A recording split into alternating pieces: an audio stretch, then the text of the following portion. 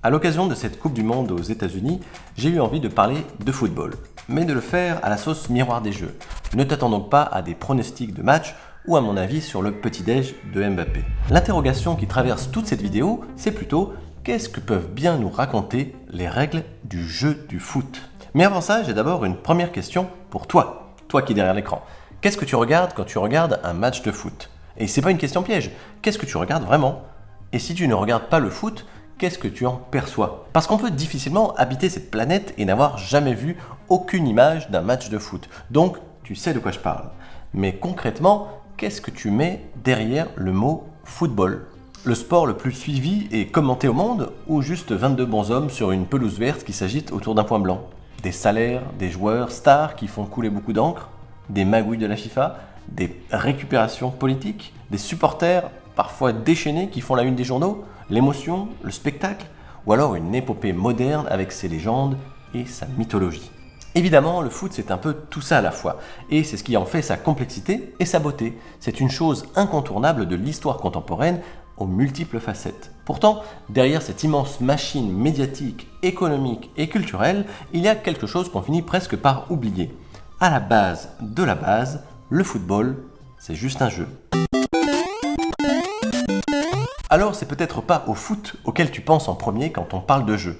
D'abord, peut-être parce que tu te dis, c'est pas vraiment un jeu, le foot, c'est du sport. Sauf qu'une façon de décrire le sport, c'est justement un jeu, le plus souvent avec une dimension physique, auxquelles se sont progressivement ajoutées d'autres couches, des compétitions, des ligues, des institutions, des clubs de supporters, une presse spécialisée, des enjeux économiques et parfois politiques aussi. Et toutes ces couches empilées font qu'il est difficile de comparer spontanément le foot avec une partie de belote, je te l'accorde.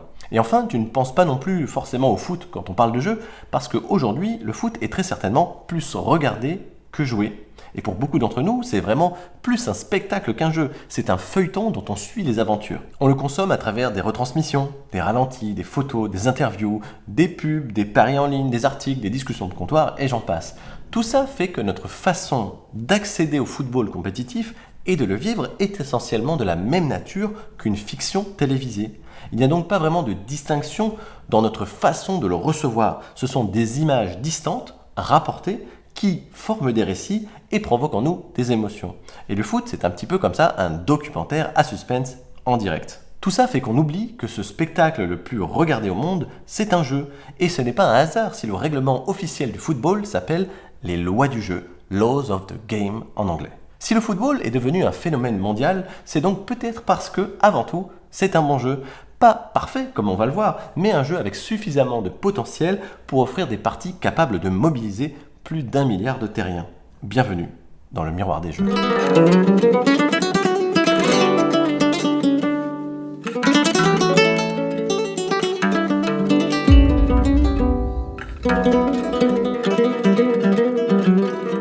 Les règles officielles du football, les lois du jeu donc, font aujourd'hui presque 200 pages. Les enjeux sont tels qu'il faut pouvoir réguler toutes les situations d'un match.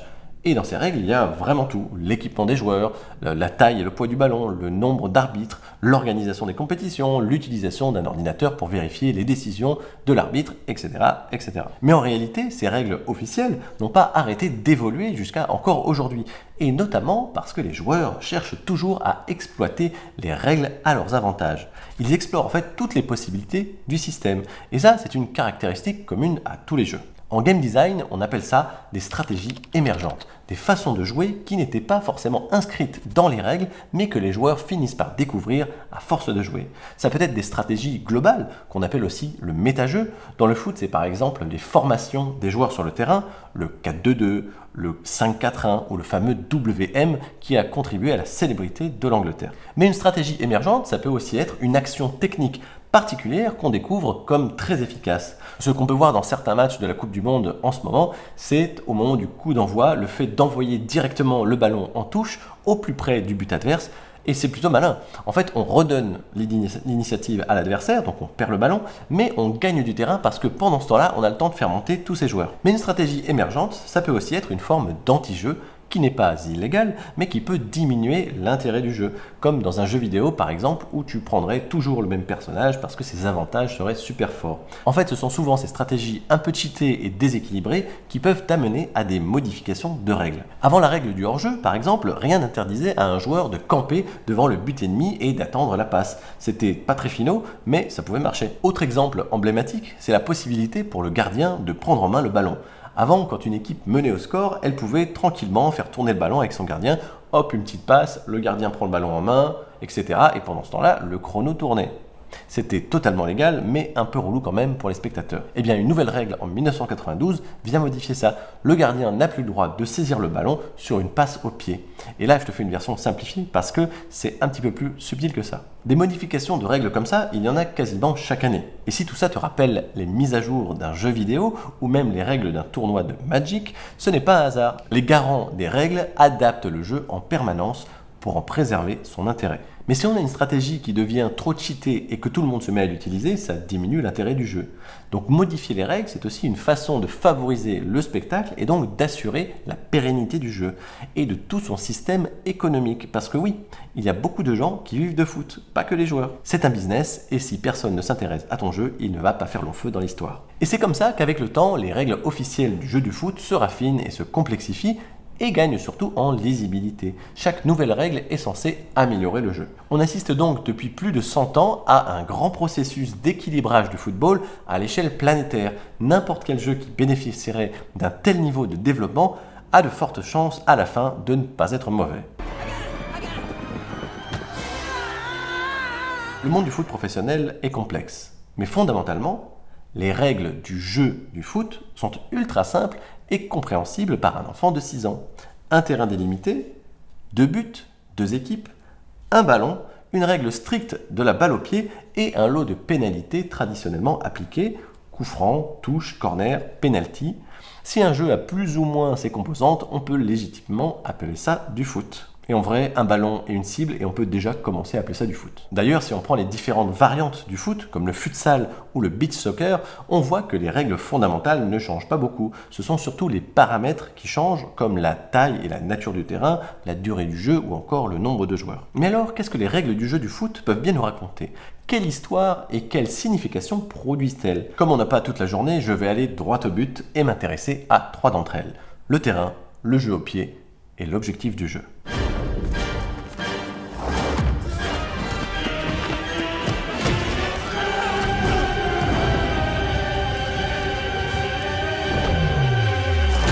Commençons par le terrain de jeu. Le terrain, c'est vraiment le plateau de jeu et quelles que soient les variantes du football, ce plateau est toujours de forme rectangulaire. Ça peut te sembler évident, mais c'est pas un détail. Après tout, on aurait pu imaginer un design différent. Mais en fait, cette différence entre la longueur et la largeur crée une direction naturelle de l'action. On n'attaque pas dans toutes les directions à la fois. On progresse vers un objectif situé devant soi. Le jeu alterne donc des phases de conquête et de repli, de flux et de reflux, comme une vague qui va et vient. C'est ce qui rend la dynamique du spectacle intéressante et la lecture du jeu beaucoup plus claire pour les joueurs comme pour les spectateurs. En fait, plus on est proche de la cible, plus la tension augmente. Et ce va-et-vient sur le terrain est à l'image du va-et-vient de nos émotions. Une autre caractéristique de ce grand plateau de jeu est qu'il est découpé en zones qui n'ont pas toutes les mêmes propriétés. Il y a les buts, évidemment, qui déterminent la condition de victoire. Il y a la ligne médiane au centre qui organise la position des équipes avant le coup d'envoi, dans ce qu'on pourrait appeler la phase de mise en place du jeu. En gros, au début de la partie, on n'a pas le droit d'être dans la zone adverse, mais on peut se positionner comme on veut dans la sienne. Il y a aussi la zone de l'espace de jeu principal, matérialisée tout autour du terrain, généralement par une ligne blanche dans les stades. Et justement, l'originalité du jeu du foot, c'est d'avoir donné des propriétés différentes aux limites de cette zone, selon que tu es sur le côté ou aux extrémités. La règle de résolution de la faute d'avoir sorti le ballon de la zone de jeu n'est pas la même selon l'endroit où le ballon est sorti. Ça peut donner lieu à une touche, un corner ou une remise en jeu par le gardien. Et puis il y a la surface de réparation. Son nom est d'ailleurs très parlant. On l'appelle comme ça parce que c'est dans cette zone qu'une faute est réparée en accordant un penalty, c'est-à-dire une pénalité à l'équipe adverse. C'est aussi cette surface qui donne un pouvoir spécial à l'un des joueurs, le gardien, celui de pouvoir toucher le ballon avec ses mains. Cette façon d'accorder des propriétés particulières à un espace, c'est quelque chose que les game designers utilisent tout le temps, que ce soit dans le jeu vidéo, dans le jeu de société, ou même dans les jeux collectifs de notre enfance, comme la balle au prisonnier ou le jeu du chat, où tu vas te réfugier en hauteur pour être immunisé. C'est le même principe. Cette façon de structurer le jeu et son espace n'a bien sûr rien de spécifique au foot. En fait, c'est plutôt le reflet de notre propre goût pour les espaces symboliques, que ce soit les frontières d'un pays, les ambassades et leur pouvoir d'immunité, ou un parc avec ses horaires d'ouverture, de fermeture et ses règles d'usage, ou même la zone fumeur dans la boîte de nuit du coin. Certaines autorités décrètent arbitrairement que telle ou telle zone aura des règles différentes du reste du monde. Elles organisent ensuite la distribution des punitions pour ceux qui voudraient s'en affranchir. Je t'invite, la prochaine fois que tu sors, à regarder autour de toi avec ce prisme de lecture. Tu vas voir que c'est omniprésent. Mais dans la vie, c'est quand même beaucoup moins drôle que dans le jeu.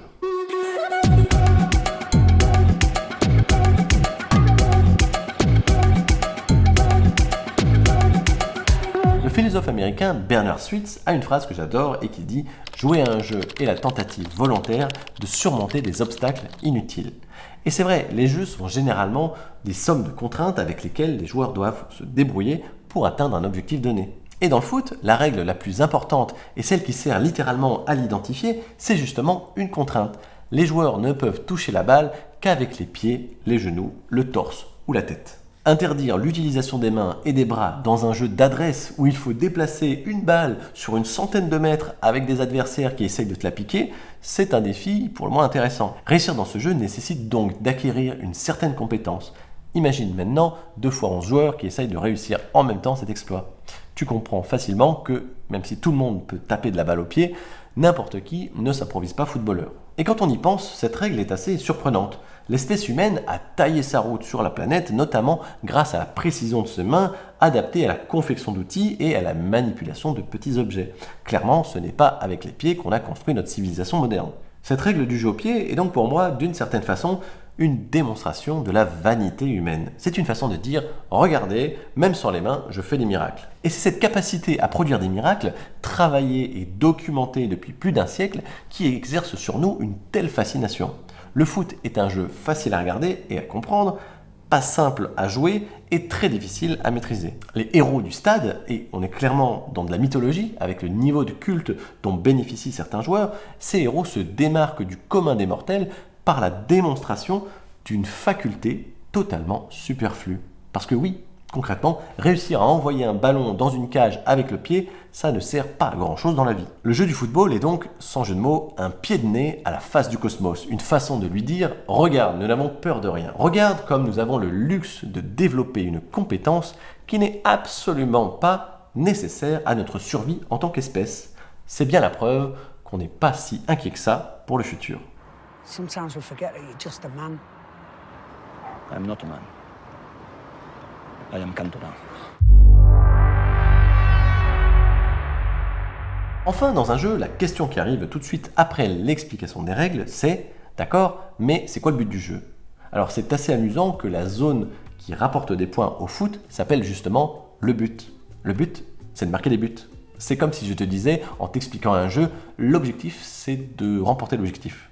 On ne peut pas faire plus explicite. Le foot est donc un jeu à points, dans lequel chaque but rapporte un point. C'est une mécanique très courante dans les jeux, et c'est certainement la plus répandue. On transforme une réussite en une valeur numéraire qui permet de comparer facilement les performances des deux équipes. Mais ce n'est qu'une façon parmi d'autres de déterminer un vainqueur. Dans un jeu de course comme la Formule 1 par exemple, il n'y a pas de points, c'est simplement le premier arrivé qui gagne. Le système de points se rajoute par la suite dans la campagne que constitue la compétition. Tu as aussi l'élimination directe, comme dans le paintball ou encore dans le judo. La boxe, elle, mélange les deux. Un système de points si les deux combattants tiennent jusqu'à la fin, et un système de victoire par élimination en cas de KO. Et dans les jeux de société, on retrouve aussi d'autres façons de déterminer la victoire. Tu peux avoir l'épuisement des ressources, comme une barre de vie à Street Fighter, ou encore le contrôle territorial, comme à Risk. Et même à l'intérieur du système de points qu'a adopté le football, il y a eu des arbitrages qui ont été faits. Pourquoi un but vaut-il un point plutôt que deux ? Pourquoi ne pas donner davantage de points à un tir de loin, comme au basket ? Pourquoi ne pas récompenser des équipes qui conserveraient longtemps le ballon, en leur donnant un point bonus par exemple ? Ou au contraire, pénaliser celles qui vont enchaîner les fautes ? En fait, il y a une raison précise à tout ça. En ne récompensant qu'une seule chose faire entrer le ballon dans le but, le football concentre toute l'attention sur un événement unique. Peu importe qu'une équipe domine le match pendant 89 minutes, si elle ne marque pas, elle peut encore perdre. Et c'est cette tension-là qui génère une grande partie de l'émotion du football. Le score reste souvent très serré, parfois bloqué pendant des plombes, et puis à un moment tout bascule sur une seule action. C'est la rareté du but qui crée sa valeur. Alors pour marquer un but, il faut envoyer le ballon entre deux poteaux sous une barre transversale. Et si je te fais ça t'évoque quoi? Une porte. En fait, dans le football, ce qui se passe, c'est qu'on doit traverser tout le territoire ennemi avec l'objet de toutes les convoitises et lui faire franchir une porte. Le défenseur principal de cette porte, doté d'un pouvoir spécial, s'appelle le gardien. Les autres joueurs sont des guerriers polyvalents qui mènent l'attaque ou la défense de la porte assiégée. Mon vocabulaire ici est martial, et pourtant j'ai du mal à voir dans le jeu du foot une métaphore de la guerre. On ne gagne pas en faisant tomber des murs, on gagne en trouvant un passage. Le but, c'est pas de détruire l'autre, le but, c'est de te démontrer que je suis plus habile, plus précis, plus coordonné, plus créatif que toi. Et pour te le prouver, je vais aller jusqu'à chez toi mon gars et je vais amener un vieux ballon tout claqué que tout le monde a touché dans ton espace le plus précieux et le plus sécurisé. Et là tu vas voir qui est le boss. En fait, ce qui est beau, c'est que le jeu du football ne célèbre pas la destruction, il célèbre la virtuosité. Et c'est peut-être pour ça que j'y vois moins une bataille militaire qu'une confrontation entre deux cultures. Chaque équipe vient montrer à l'autre ce qu'elle sait faire et le ballon n'est pas à voir comme une arme, c'est une façon de se révéler et d'exprimer son identité. La victoire est alors culturelle au sens anthropologique. Je ne parle pas de littérature, de musique ou de peinture. En fait, je parle de la culture comme l'ensemble des manières de faire d'un groupe humain, ses techniques, ses habitudes, ses valeurs, sa façon d'agir dans le monde. Au fond, ce qui me plaît dans le football, c'est qu'il raconte un monde où l'on peut chercher à être meilleur que l'autre sans avoir besoin de le détruire. Au contraire, j'ai besoin qu'il soit là. J'ai besoin de cet adversaire parce que sans lui, il n'y a plus de jeu. Et c'est peut-être ça, la grande différence entre le jeu et d'autres formes de résolution de conflits que les humains affectionnent tant, comme la guerre. Dans un jeu, on renonce volontairement à des moyens d'action plus efficaces pour atteindre un objectif. L'autre n'est plus un ennemi, mais un adversaire avec lequel je vais m'accorder sur des règles qui vont encadrer la résolution du conflit qui nous oppose.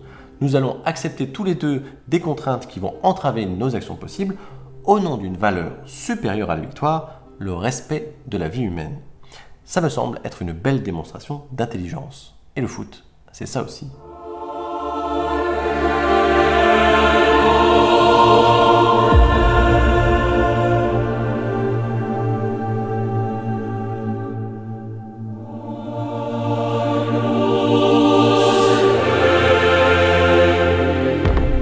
Merci d'avoir été avec moi jusqu'au bout. Dis-moi en commentaire quelle est ton interprétation du football. Je veux savoir. Et rendez-vous à bientôt pour le prochain match du Miroir des Jeux.